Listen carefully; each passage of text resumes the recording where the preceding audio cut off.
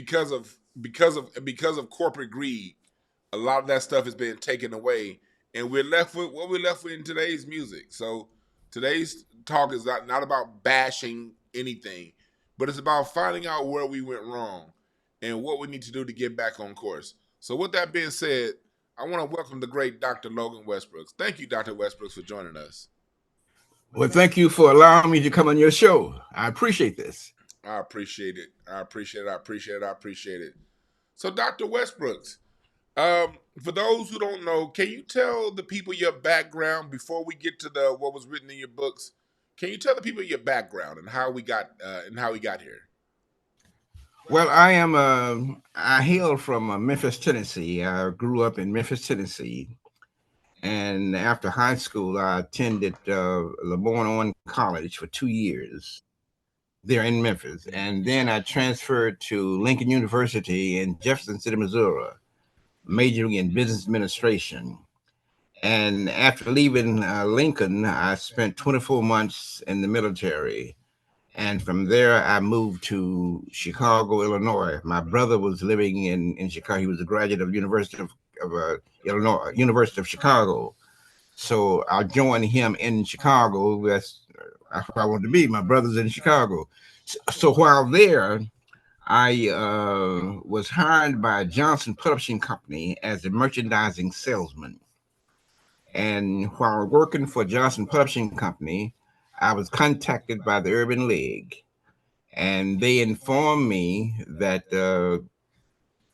RCA Victor record company was in the process of trying to locate young Black men to hire in a management training program. So I applied and I was accepted. And I was accepted to work in a management training program out of RCA Victor Distributing Corps out of Des Plaines, Illinois, just outside of Chicago. And as a distributor, they were distributing RCA records. They were distributing they called home entertainment centers. There were those big TV screens with the record player and the radio all combined in one big unit.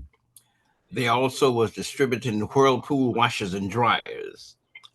And as a management trainee, I would work in the various areas of the company, whether it was in television, home entertainment centers, or the Whirlpool washers, or the record division. And as you move around in the various divisions of the company, you're trying to find what is the best fit in this management training program. And ironically, I had just recently gotten married. And while working there in the management training program, there was a recording artist, matter of fact, country and western artist, that was on RCA label that was appearing at one of the major hotels downtown Chicago. And I asked the sales manager of the record division if I could have a pair of tickets. And this was a great opportunity for a free night out, the company's expense. My wife and I knew where's money is short. And he said, "Oh, are you interested in the music?" I said, "Of course." And he said, "Well, how would you like to work in the record division next?" Fine. So my next assignment was working in the record division, see what was happening in that. And working in the record division, that really was the beginning of this journey that I've been on for about the past 50 years. And in the record division, they had Sam Cooke was one of the top artists, ironically a Black artist, and Elvis Presley. So consequently, that's the product that I was working initially, Elvis Presley and Sam Cooke. And then came the 8-track tape business. Now, the 8-track tape was sold through service stations. Reason being, the Learjet people who manufactured the player, you could purchase and install them at the service station. So consequently, my job was to go out to the various service stations and put them on open account status. So when you install the 8-track player, here is a rack of different RCA Victor 8-track tapes that you can purchase. So that was my job, going around opening up those kinds of outlets. Now, what was happening there, with this being a new product, the regular sales staff didn't want to bother with that. So as a trainee, that assignment was given to me. And as I was moving around the city and opening up these different outlets to sell these 8-track tapes, I had heard about a position that they was offering there at the Capitol Records. They wanted to hire their very first, they called it territory salesman. And this is an individual that goes into the various record stores and take orders on their product. So I applied for that job at Capitol Records and I was hired. Now, some of the artists that I was dealing with on the black side, for instance, was Cannonball Adderley. There was Nancy Wilson. There was Lou Rawls. So this was the kind of acts and the caliber of people that I started working with, that I was meeting. Cannonball Adderley in particular, which is such a great gentleman. So I worked in that position as a territory salesman for about a year. Now, it also meant, naturally, as a black salesman, my main concern was all the black retail stores throughout the city. But to give me a full, complete territory, a number of white accounts was placed in there as well. And so I had some country and western accounts, black R&B accounts, as well as classical accounts. And I was in that position for about a year. And then there was another position open up at Capitol Records, which is called a regional promotion manager. And in that job, one's responsibility is to go into the various radio stations and secure airplay on the records that you are working. As an example, say if Cannonball Adderley releases a single record, it would be that person's responsibility to go into the various records, radio stations, to secure airplay on that record. And that also gave me a wider territory, because now I'm based in Chicago, but I am responsible for the entire Midwest, which picked up Detroit, Cleveland, Pittsburgh, Cincinnati, St. Louis, Kansas City. That was my territory. And on a weekly basis, I would leave say on a Tuesday morning from Chicago, and I would go to Detroit, in Cleveland, and in Pittsburgh, Cincinnati, and come on back. And then on Friday, I would end up back in Chicago.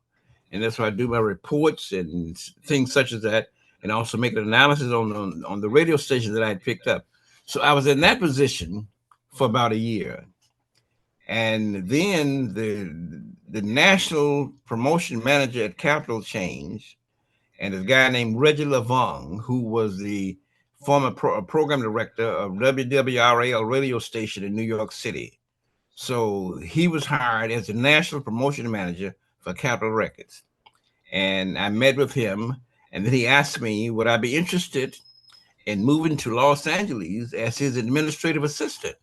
And of course, this is a greater position, more money, and then moved to Los Angeles and working out of the home office. So I accepted the job. And my wife and I, we moved to Los Angeles in that position as the assistant to the national promotion, as the assistant to the director of national promotion. And I was in that position for less than a year. And then I received a call. There was a position that opened up at Mercury Records in Chicago. So that would mean I've got to return to Chicago because I just left Chicago. But this is a national position. And at that particular time, Mercury Records was the only national company that was based in Chicago. So now my wife and I, we packed up and we moved back to Chicago. And I was in that position there at Mercury Records as the national promotion director of R&B music, meaning black music. And of course, now I'm working with Jerry Butler, Melba Moore, Buddy Miles, Rod Stewart. So these are the kind of acts that I'm working with here now. And lo and behold, I receive a call from Clive Davis in New York. And Clive was telling me that, we're interested in creating a black music division here at CBS. And we'd like to sit down and talk with you about you heading that department.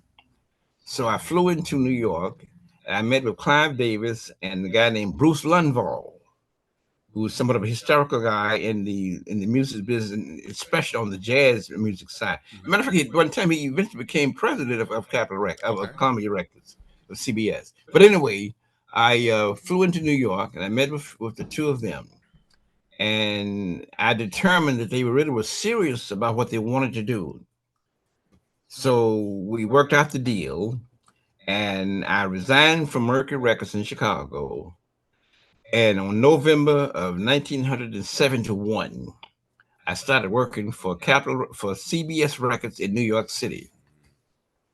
And the idea was to build up a black music marketing division to promote and sell black music on a national basis. And when I got to CBS Records, they had three black guys. There was a guy named Granville White on the East Coast, and a guy named Lou Wooden on the West Coast, and a guy named Fred Ware. So just those three individuals that was working for CBS Records. So I came in as the head of that department, and then after making an analysis, I determined what I would do. I would create new positions. I would put a local promotion manager in every major black market in the entire country, which means now that I will hire a local promotion manager for New York City, a local promotion manager for Philadelphia, a local promotion manager for Cleveland, a local promotion manager for Detroit, a local promotion manager for Chicago, and then they had picked up St. Louis, and then I picked up Atlanta, then I picked up Los Angeles, and I picked up San Francisco. And in hiring a local promotion manager for each one of those markets, I also set up a regional position. As an example, my local promotion manager in Chicago, Detroit, and Cleveland would report to the regional promotion manager. So I made that a region. I did the same thing in the South, the Southeast, and even on the West Coast, as well as the East Coast. So that was the structure. I had these regional promotion managers, and the local promotion managers would report to the regional promotion manager. That was the structure. Now, I also used a little bit of a strategy in selecting and hiring the local promotion managers, and it was a responsibility of the program director at each radio station. He would make the decision as to which records would be programmed. So what I did, I went to the program director, like let's take Philadelphia, for instance, a guy named Georgia Woods, who was the program director. Georgia Woods, yeah. Yeah, and I'm going to hire a local promotion manager. Who would you suggest?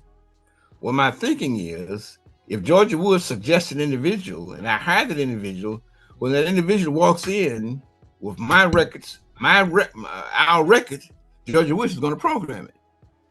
I did the same thing in Detroit. I did the same thing in Chicago. I did the same thing in every one of those local markets.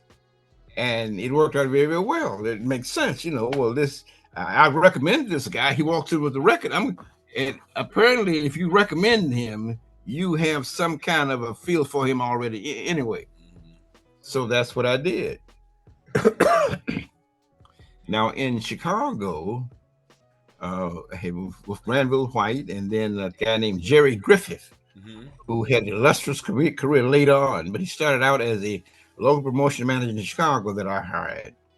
A fellow named Bill Craig, a local promotion manager that I hired in Detroit. He eventually ended up with a very, very illustrious career in the record industry as well. And this is the same kind of a concept in each one of those major markets. So consequently, when products start coming, and these local promotion managers and these regional promotion managers went in and secured airplay, and it just came hit after hit after hit, gold record after gold record. So that's the way that came about. And it was a no-brainer. Once that record was released, my local guy went into that station with that record. It got immediately airplay, and all of a sudden, simultaneously throughout the entire country, that record is being played. So it guarantees success. It guarantees sales. It guarantees moving up the Billboard charts, and that's the way that came about. Wow, just off top, that was such an ingenious idea. Let me hire the guy that you already like, so that you've already gotten through 90% of the muck when they come back to them with an album. That's I see why they hired you. So you're now at CBS working under Clive Davis, and you're out of Chicago. I know the Chicago record industry in the 60s was just insane. There's so much being recorded in Chicago at that time. Talk to us now you're at CBS and you're starting to see now are they brought in the black record division. How did that work out when it came to you? Did you see anything between you and just say Motown or Philadelphia International just now coming around? Were those your competition, those type black record labels, or was CBS still going up against Capitol and those other big boys? What was going on with the black divisions during this time? Well, the other labels, Motown, Festival, really was not my concern, because I know they did not have the power, the strength, or the finances, the kinds of budget I had to work with there at CBS. RCA had a couple of black acts, but not anything significant. But now I have this army, this team, and this is very, very strong. I mean, this is unheard of. Most companies, let's take RCA for instance, they would have 2 black men to work the entire country, one for the East Coast, one for the West Coast, and that was it. And the other labels, similar kind of a strategy, and some of them didn't have it at all. They just hired them as needed. But now here I have a full-time staff committed to the company full-time. So now it's just a matter of coming with the product.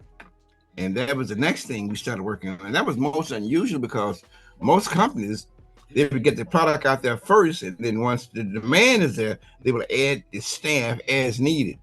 But with me, I had the staff in place. The army is ready to go. All we need now is the product. And that's basically the way that it was set up.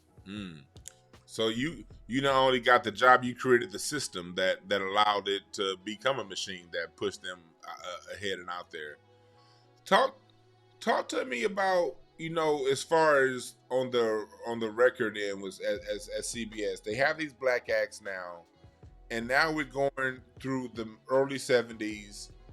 What I read was, when I read it, you were quoted in Nelson George's book a few times, The Death of Rhythm and Blues. Now we're getting to the mid 70s. Talk to me about the quality of records as the 70s started to progress. Because one thing I read, I was born in 81, so all this stuff here I read. I read that in the early 70s, you had a plethora of sounds, but as you got to the mid to late 70s, it started to go pop with a lot of the black music, and they started to push things more pop, and your Curtis Mayfields and your Bobby Womack sort of got left behind. Can you talk to me? Do you know a little bit about what's going on, what was happening during that time in the mid 70s, as far as the type of acts that were being pushed and promoted? Well, what was happening? There were the country was segregated, and the same thing was happening in radio. You had your black radio stations, you had your white radio stations. You had your black promotion staff, you had your white promotional staff.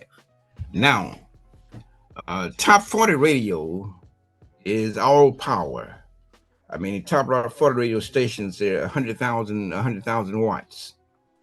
And which means now that if something is played on a top 40 station, thousands of more people will hear that record. And that's what you want to do. As a record man, you want your records to be heard. And if your records are heard, there is a possibility that that consumer or that listener will go out and purchase that record.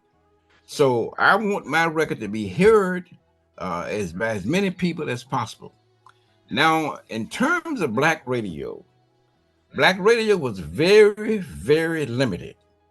The wattage was so weak. Like, as an example, at that particular time on a radio dial, the weakest signal on that radio dial was the far right hand corner of that dial.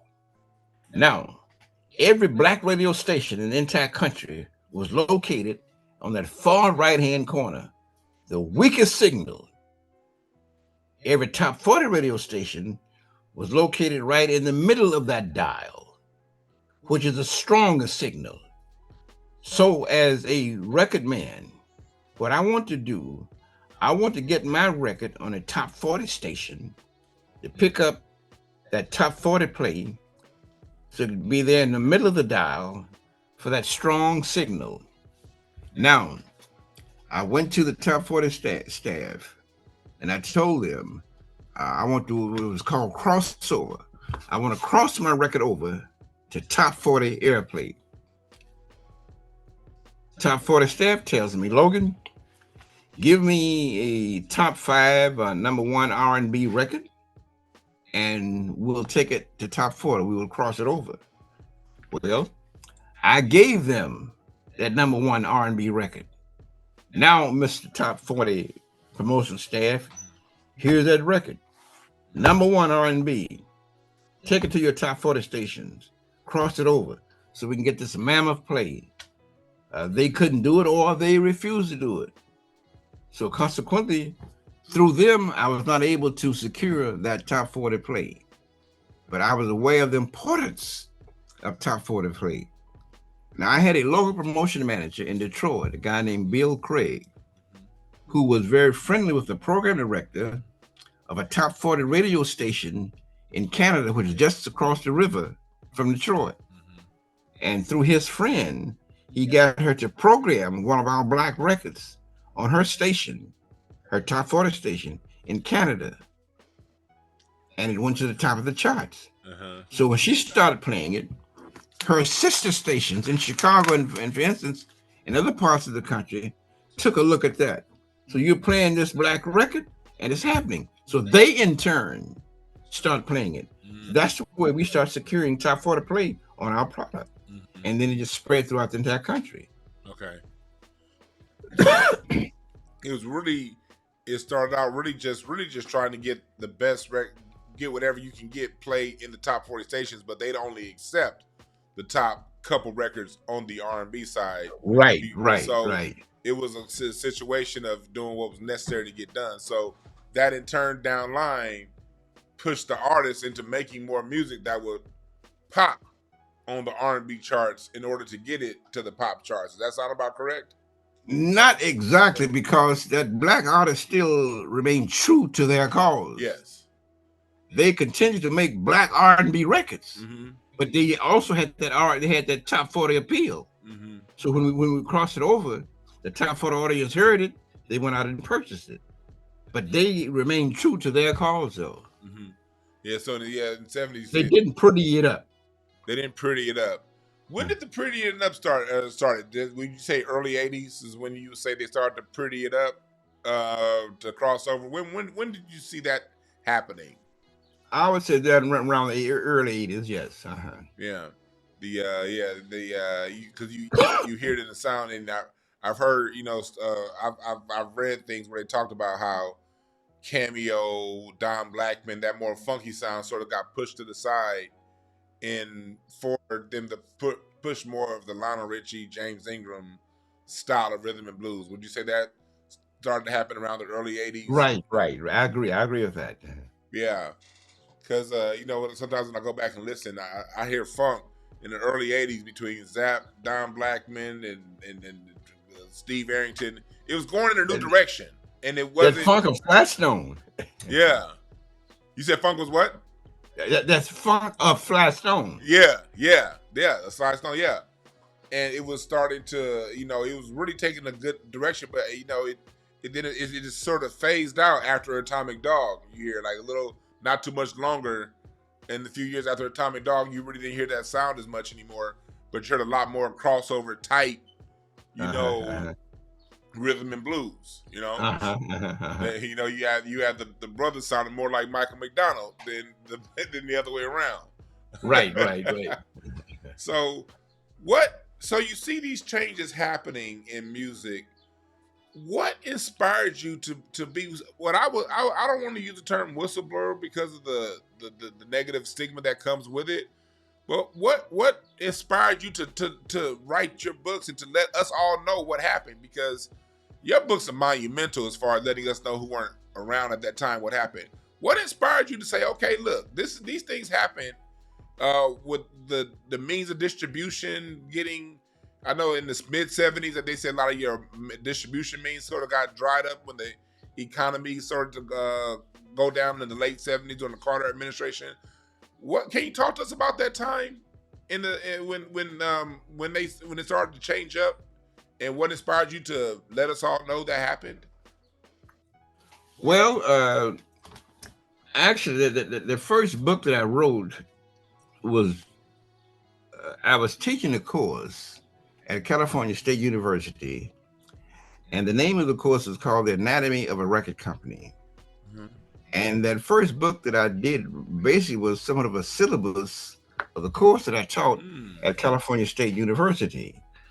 And what happened, and I started teaching the class, there were no textbooks or anything that we could use for that class.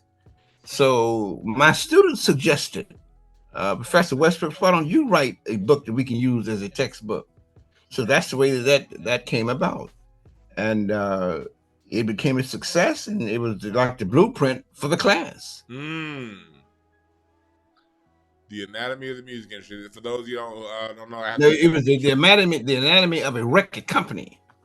Okay, that was my first book. The Anatomy of a Record Company. That basically was a textbook that we used for that class at California State University. Okay, so it started out more so as a teaching tool. Right, that was it exactly. Okay, and then from there, we go from there. Did you go from there to the Harvard Report? As far as can you talk to me about the timeline? When did the Harvard Report and that exposure sort of come about? No, the Harvard Report was very, very early on. The Harvard Report was around 1972. And what happened there was an executive named Larry Isaacson, who was an attorney. And at that particular time, CBS Records did not have a president of CBS Records. Clive Davis was the president of CBS Group, but there was no president of CBS Records. They also had a president of CBS International, but not a president of CBS Records. So Larry Isaacson was kind of vying for that position. So he came to Clive and Bruce Lundvall and suggested, why don't we get the B students, the business administration students at Harvard to do a study on Black music, and you could possibly even use that as a template for the Black music division.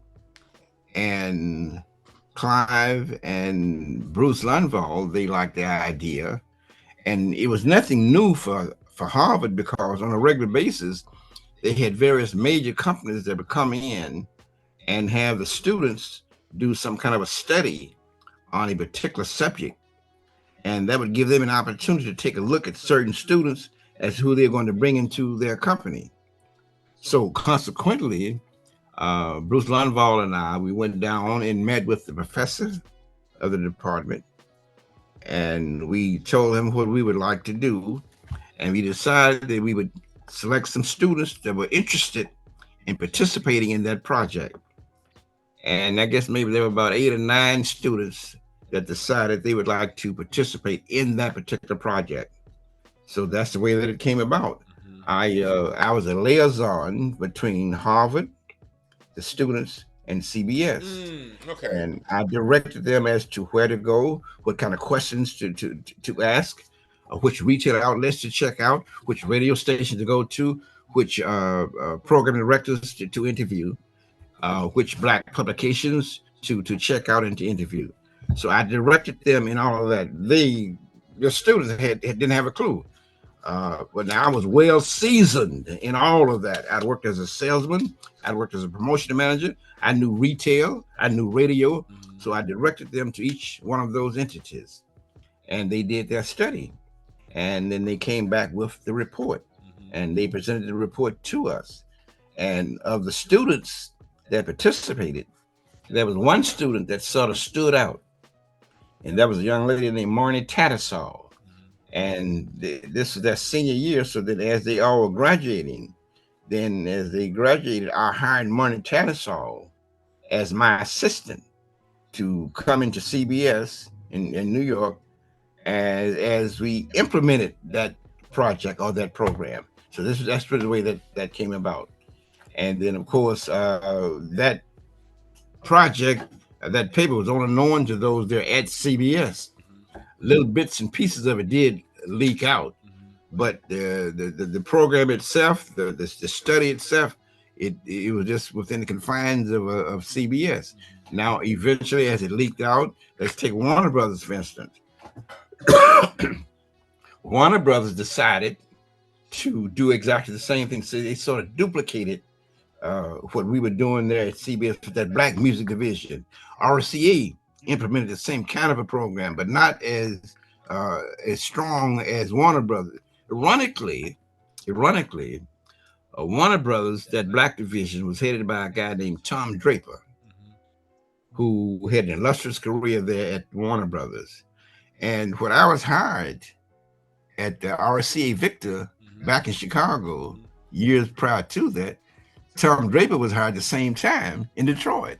So we both went through the industry there together. I ended up there at CBS in that position. Tom ended up there at Warner Brothers in that position. But that's the way that came about, though. Okay. But eventually, all of the companies duplicated that black music marketing division. Okay, so basically, CBS got that report started, but the other companies did similar type research once they found out what you guys were doing. So, well, they didn't necessarily have to do the research because the research had already been done. Okay, so they actually got it. What was already there. Yeah.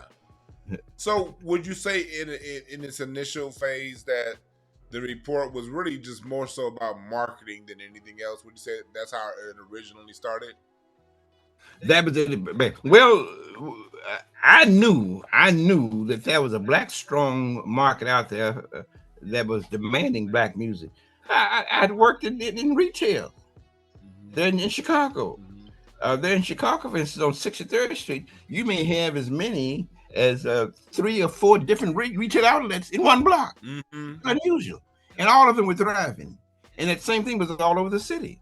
So I had worked with those dealers. I had worked with those retail outlets.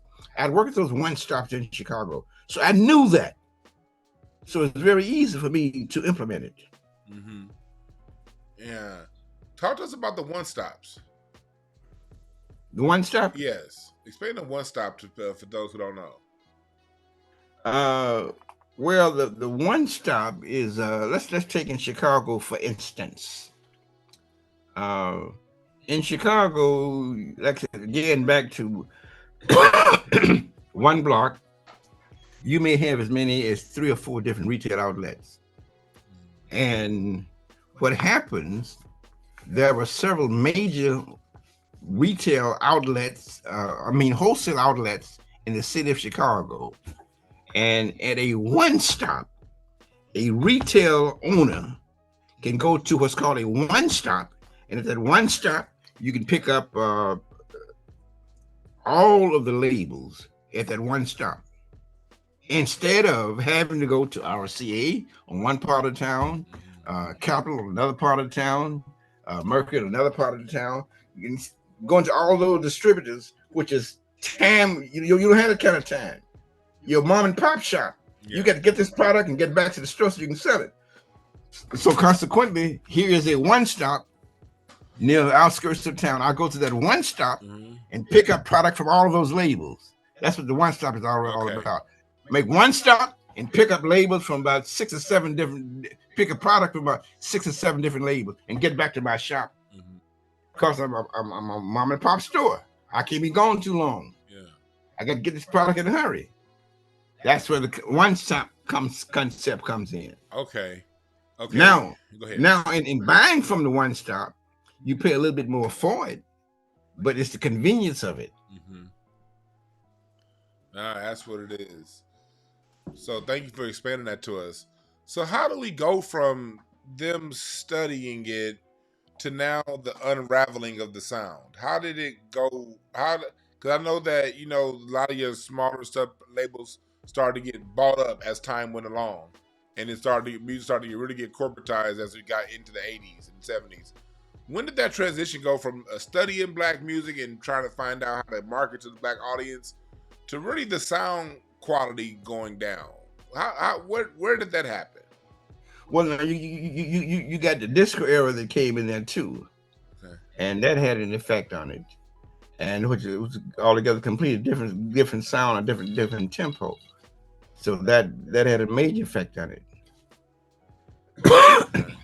But that was really the disco era, that big club in New York, for instance, where that's all they did, to play disco music, and then it just took on the entire country. Okay, so the disco. So consequently, what a record label would do, like even at Source Records, for instance, on my product, the records that I would release for regular radio play, we also would cut a disco copy version, because there was some station that only played disco music. So we wanted to pick up that play as well as a regular radio station. Mm-hmm. So the disco came in, and that's, so we talking mid to late 70s. The disco craze started it, and then we get into I know it was a Chicago White Sox Stadium in 1979 when the disco is dead. How did that affect things when they did the whole disco party, the disco is dead thing in Chicago? How did that affect things? Well, the disco era primarily was a party record. It was a party era, and let the good times roll. You know, it's disco music start playing, and it's just nonstop. Mm-hmm. You get on the floor, and you know, a lot of instances in the past, a record would play, it would stop. There was that pause, and then it come another kind of group. But with disco, it was just back to back. One record would lead right into the other. So consequently, you get on the dance floor, you never sit down, mm-hmm, because the music is just pumping and going. Mm-hmm. So you just keep going. Mm-hmm. So that was the effect of that disco music and the disco era. Mm-hmm. And like you said earlier, the label started getting artists to create a disco version of the song. Right. Okay. So now you start to get a mashing of the genres. You know, like we're going to do disco regardless.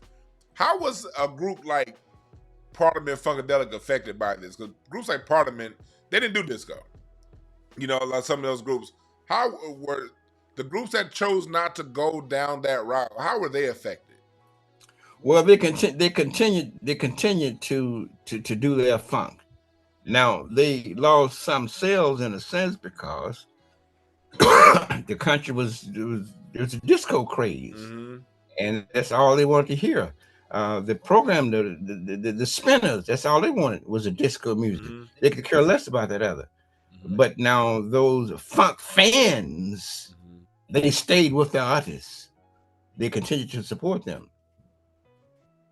Okay, so it sort of funk sort of became like a niche sound then during the time. Right. More so than okay. And then now, late 70s into the 80s, hip hop starts to come around. The hip hop sound. Was your record label, were you working, were they supporting hip hop at the time, or what was their attitude towards this hip hop sound as we get into the 80s? Well, now I come from the old school era. Mm-hmm. and I consider myself an expert in old school music. And that in that era that came along, that's getting away from me. I didn't pursue it, and then my career in terms of the music industry had sort of waned somewhat, and I had started moving over into other things, other projects, that I was involved in with my wife and I. For instance, like a home for boys. That was one of the projects that we were involved in, and of course, I did stepped up my teaching activities. So those are the kinds of things that we were involved in, and then I had other business interests, like on the real estate, for instance, uh, purchasing apartment buildings and shopping centers and things like that. So I was sort of concerning myself more with that as I was moving away from the music industry. But now, one thing I would like to point out though is that if I go back to the early 70s, 72, 73, and back to CBS prior to the Harvard report. And the idea was to exploit and capitalize on the product that was being given to us from Kenny Gamble and Leon Huff. And Kenny Gamble and Leon Huff, they had the pulse of the country. And that comment about there's their writings and things like that. So once we had the stage set, we had the staff in place, we had the stage, the machinery was there. So now all we need is the product. And the first move that I made, I had a concert in the park there in New York City. As a matter of fact, it was called the Mount Morris Park at the time. I think they changed the name of that park now to Malcolm X Park. But anyway, I had Charlie Mingus to put a band together of all those artists that was on CBS's label, a big band, unbelievable sound. And they were like the backup band. And I brought in the OJs, I brought in Billy Paul, I brought in Harold Melvin and the Blue Notes. Now, these are all acts on Philadelphia National label because we're in the process of launching this product. But I want to test it to see exactly what's happening with it. And we did that concert there in the park there in New York City, and it was just overwhelmingly. And then back to the office, and the first thing we released was Backstabbers. And when my staff got that record in the field and started securing that airplay, and that record just being played all over the country. And then behind that came Harold Melvin and the Blue Notes. If You Don't Know Me By Now, gold, platinum. And then behind that came Billy Paul, Me and Mrs. Jones. And it just hit after hit after hit. So this is like launching the Black music division there at CBS. So that really was the beginning of it. And that particular year, for instance, in 72 at the National Convention, CBS, we won all the awards. And that really was the beginning of it. And then eventually CBS just dominated the entire Black music scene. Yeah. So during that time, you mentioned Gamble and Huff. They released RST, The Sound of Philadelphia, TSOP. That's why they consider one of the first disco songs. Consequently, that. Right. And for them to release that sound, and then because I know CBS, they also were under Epic. Did you? I know they went to the Jacksons. Went over to Philadelphia. Were you part of that when they had that transition from the Jackson 5 to the Jacksons over at Philadelphia International? Well, as the Jackson was transitioning, as they were transitioning from Motown Records to CBS, I was in the process of transferring over into the international division. So I didn't participate in any of that. Now I'm working. I got completely focused altogether. Now, ironically, you mentioned the Jacksons, and that was one of that sort of played a part in my transferring over into the international division. Now, I had a very good friend of mine, a guy that I had befriended there in New York. His name was Johnny Secker, and Johnny Secker was from Senegal, Senegalese businessman and promoter. And I had befriended him there in New York, and he walked into my office one day, and he told me that I'm going to take the Jackson 5 to my country as a guest of my president. And you got telling me that we were friends. Yeah, I believe you. And he kept telling me about this. Telling me about this. He said, "I'm gonna take you and your wife Jerry. I'm gonna let you go along with us." I said, "Okay." And that went on for several weeks. And then one day, he walked into my office, and he had the passports of all of the Jacksons. Now, he needed those passports to take to get the visas for them to. So that's when I found out this guy is serious. This is really going to happen. So immediately I shifted gears. My wife and we got our passports, got to put all that stuff in order. And once the date was set, and in going to Senegal, I went to Walter Yetnikoff, who was the president of CBS International. And I asked Walter Yetnikoff, I told him I'm going to Senegal. Does CBS International have any interest in Senegal and things like that? He said, "No, we don't." He said, "But while you're there, I want you to take a look and see what's happening." So when I accompanied the Jackson 5 to Senegal as a guest of the president of the company, his name was Senghor, who was a famous black poet, historical figure. He was the president of Senegal. And we made that trip. And after about a week with the Jackson 5, and they returned to the United States, my wife and I, we stayed over in an additional week. And I just did a survey, complete and extensive survey of the music scene there in Senegal. And then when I went back to New York,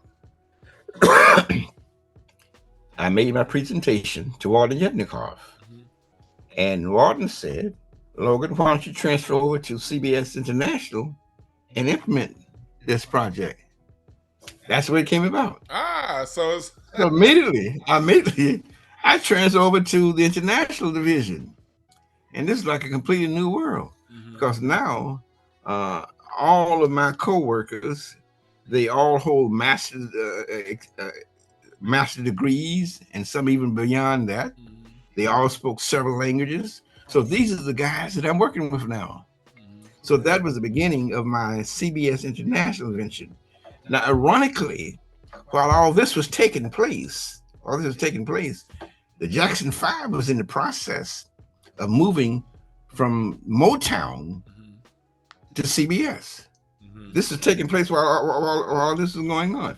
So that's really where that came about. So consequently, as the Jackson 5 transitioned over into CBS, I transitioned over into CBS International. So the things that they were doing domestically, that was not my concern anymore, because now I'm working on an international basis in together a different kind of a project. I'm more in an investigative mode here now, because what that entailed surveying and exploring all of Black Africa. And my assignment to the CBS International Division was for the People's Republic of China and all of Black Africa. So that was my territory now. And in implementing this, the first thing I did, I made a trip to Jamaica. Because the music scene in Jamaica, I was told, had been informed that the music scene in Jamaica was similar to the music scene in Africa. So I went down and did a survey on that. And also in working through the State Department. And after the Jamaica trip, then I put a trip together to cover all of Black Africa. And I started in East Africa, Kenya. And I worked myself on down from Kenya into Zaire, Middle Africa, and then that picked up Ghana, Nigeria, the Ivory Coast, and of course, natural Senegal. So those are the countries that I took a look at. And after conducting my survey, uh, made my presentation to all the Yed and Coffee, the staff in New York, it was determined that Nigeria should be the first place to set up operations. Mm-hmm. So that's exactly what we did. Reason being, at that particular time, Nigeria was about 50 million population. It's about 10 times that amount now. Yeah. Uh, they were an English speaking country, and also they had a love for Black American music. Mm-hmm. So it was determined that we would set up shop in Nigeria. So that's the way that came about. Oh, that's amazing. It's crazy how that. But that was Yeah. you asked me about the Jackson Five. But that's the way that figured in there. It spurred it. I want to keep you all day, but I do have to ask this question before we get out of here, Dr. Westbrooks.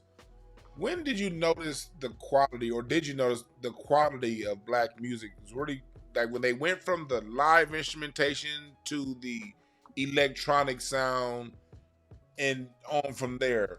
Were you around for that process? And was that a money decision if you were around to do that, or was that what happened when we went from bands and these orchestrations and orchestras to a keyboard doing everything? What happened during Well, that time? if I'm correct, I think that followed. I think that followed the disco era. Yes. That followed the disco era, and that was at a point where I had sort of started moving away from it completely. Okay. But I think that followed the disco era, though. Okay. Yeah, that was right on the backside of the disco era. Coming out of that, then going into hip hop. Right. And going back to the Africa and that movement. So when you were there in Senegal and in Nigeria, were you for the most part getting American music into Africa and the Caribbean, or were you finding local artists in Africa and the Caribbean to put out to the world? How did that work? Well, it was a two-pronged thing. Number one, CBS wanted to set up a recording studio in Nigeria and just exploit the market completely, and also expand on the Black artists that was on CBS's label to market and distribute it in Nigeria. And of course, around the same time, Stax Records was in the process of transitioning over and coming into CBS as well, which meant then that now CBS not only the label, the Black access on CBS's label, but now we pick up all of Stax stuff, which have been in that under that umbrella to deal with there in Nigeria. But again, it was just the beginning of that, and it was explosive. The potential was there. And right around the same time is when I made the decision that I'm going to leave CBS. And I had a good friend, Don Cornelius, who I knew from my Chicago days. Yes. And we'd remain very, very close. As a matter of fact, even on that first sound, that explosive sound of the Soul Train soundtrack, Don didn't know Kenny Gamble. So Don met me in New York. We took the train and went down to Philadelphia to meet Kenny Gamble and Leon Huff, and they hit it off well. And that's when they made that decision to do that tune, TSOP, the sound of Philadelphia. Now, Kenny Gamble has suggested that why we name this Soul Train sound, the Soul Train theme, and Don wanted no parts of it. But afterwards, that song became such a big success. Don wished that he had, but it was after the fact then, But that's the way that came about. But anyway, Don and I had been talking about doing a Soul Train record label, and we decided we were going to do that. So as I was about to fully get started in Nigeria, I resigned from CBS International, and my wife and I, we moved from New York back to California. And fortunately, the house we'd bought in 1971, we didn't sell it. So we moved back into our same house. in California, Sherman Oaks. And then Don Cornelius and Dick Griffin and I, the three of us, we formed Soul Train Records, and that was the beginning of that. I never knew that you were part of Soul Train Records. Okay, because I've Oh heard yeah, the yeah, story. yeah, I've yeah, heard, yeah. Yeah, I was rappers. executive vice president. Yeah, You remember seeing that picture? There's me, Dick, and Don. yeah. That was in Soul Train Records offices. Wow. That's Okay. that picture. Wow. Because That's the picture. that's the okay. Because I always talk about how important Soul Train was to the distribution, to the popularity of black music worldwide. Uh-huh. So you were part of that. Talk Yeah, in the beginning. Uh-huh. talk to us just about the impact of Soul Train. Well, Soul Train, the show, it was no question about that. It's in terms of as a matter of fact, that fitted in a lot of my success at CBS. That's because Don and I we were very very close. So it was a certainty that all of my acts was going to be on Soul Train. There's no question about that. Yes. So that figured in, and eventually that led on up to my forming who we formed the Soul Train record label. But that's where that came about. And of course now a little bit of friction and other things. So Don decided that he wanted no more parts of the record label. So what happened, Dick took all the acts, the Whispers, Carrie Lucas, which is they weren't married, it was his girlfriend at the time, and the Whispers, which is on Soul Train Records. and he formed a company called Solar Records. Solar, yep. And then when I left, I did start doing more into the real estate area. Let me hold on just a second. Let me get something. No problem. We're talking to Dr. A Logan. little bit of a break. No problem. We're talking to Dr. Logan Westbrooks here about the sound of black music and the black music environment and his work with CBS, with Capitol. Now we're talking about what was going on. We're about to get into to Solar Records, because Solar Records was what, the sound of LA record. That's where the SOLR, sound SO of LA Records, and so during that time, you got the Whispers, you have Lakes. I think Lakeside ended up performing there. I know that what was that group? Shalimar. From what I heard, and I'm going to, when Dr. Westbrooks gets back, I'm going to ask him about that.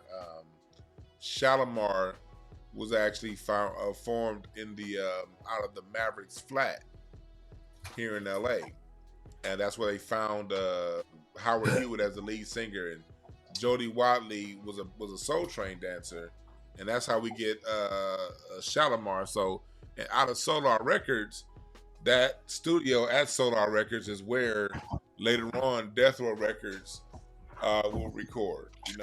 Suge Knight had a deal with Dick Griffey, and that's how he later on get Death Row Records. So as we talk to Dr. Westbrooks, we're seeing this continuum that happens in music, and he's doing a great job of just really laying the groundwork down to showing us this continuum, something that I always talk about, the continuum versus comparing this or that. We got to see things as a continuum, and we see right here through his interview that this is a continuum in time. One thing leads to another, which leads to another, which leads to another. So we have Dr. Westbrooks back. So we were just talking about Solar Records, and I was just telling them about, groups like Shalimar and Lakeside were part of Solar Records as you got into the late 70s. And so Dick was a genius in selecting acts. He's a genius and a great guy. Dick Griffey. So how long were you around the Solar Project, or were you around the Solar Project for long? No. I wasn't a part of the Solar Project at all. Okay. At that particular time. But now all of the acts that was on Soul Train Records, the same acts that is shifted on over to Solar. Mm-hmm. And the distribution deal was already in place because Soul Train Records was distributed by RCA. So Dick just expanded on the deal there with RCA. And I started doing more real estate ventures, which really was my passion, shopping centers, office buildings, and things like that, which I was very blessed and successful with. And then a little bit later on, the idea came for an opportunity to form my own label, which is what I did. And that was a label called Source Records. Mm-hmm. And Source Records was manufactured and distributed through MCA, Universal. And the very first record that I released on Source Records, matter of fact, it was 1979, the latter part of 79.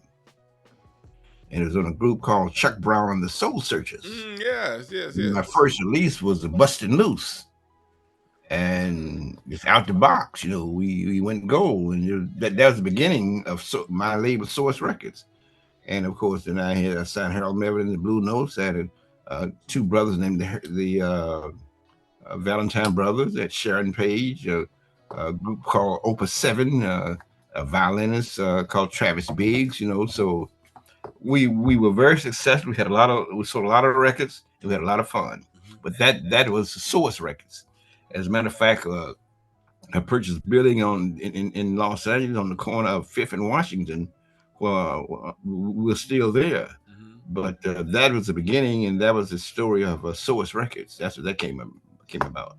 Okay, that's what it was. Okay, because you brought up Chuck Brown, so you were at the forefront of really taking go-go national. We put go-go on the map worldwide. It was just a local phenomenon there in the DC area. I mean, if you were at Howard or in Baltimore, Washington, that's all you knew was go-go. Yeah. But it was kind of localized. And then when we picked up Chuck Brown and released that record, it went worldwide. Okay, it went worldwide. Yeah, that's because you're right. So I didn't know you were part of that as far as because I know DC that go-go. You can't don't talk to them about. And it's still there, even right still now. Like that. And because I always wondered why go-go didn't have more of a national presence, the way it did. Because Chuck Brown, when he did things, people loved Chuck Brown. Oh yeah, no question about it. That was his city. Yeah. That was. It belonged to two people, Chuck Brown and Marion Barry. Right. Chocolate City. Yeah, Dr. Westbrooks. I don't want to keep you here forever because I would love to have follow-up interviews with you down the line because you're really helping us.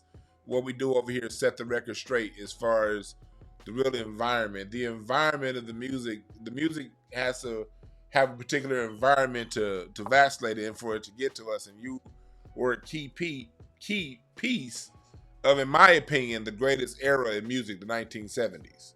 And I love the 50s and the 60s too for the different genres. But to me, the 70s is when everything sort of came together.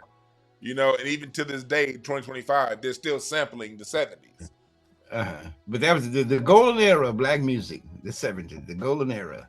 Yeah, that was, and you were a key piece of that. Did you have anything you want to leave the people with before we get out of here? Well, my latest book that's out there now is Power 101, Soul Music and the Harvard Report. You may want to take a look at that. Okay, here it's up on screen for everyone here. Let me see if I have a...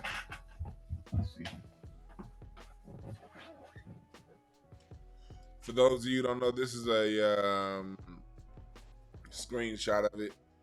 I was actually looking for my copy, but I could. It's in my other room. It's in my other library on my other bookshelf. I didn't want to get up and get it, so I got a copy of it for you.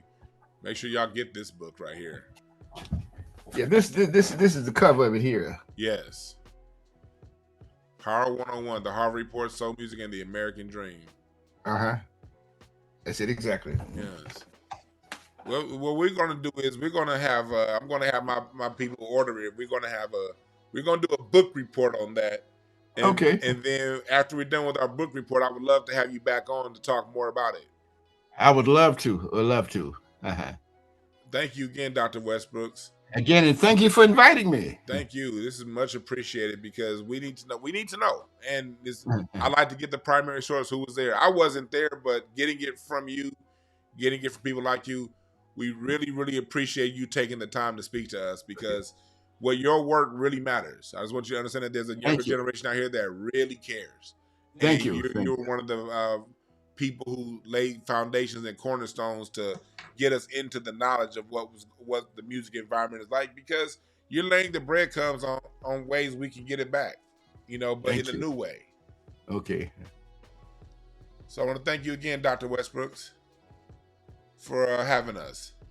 My pleasure. And we'll talk to you soon. Excellent. Thank you. Thank you. God bless. God bless.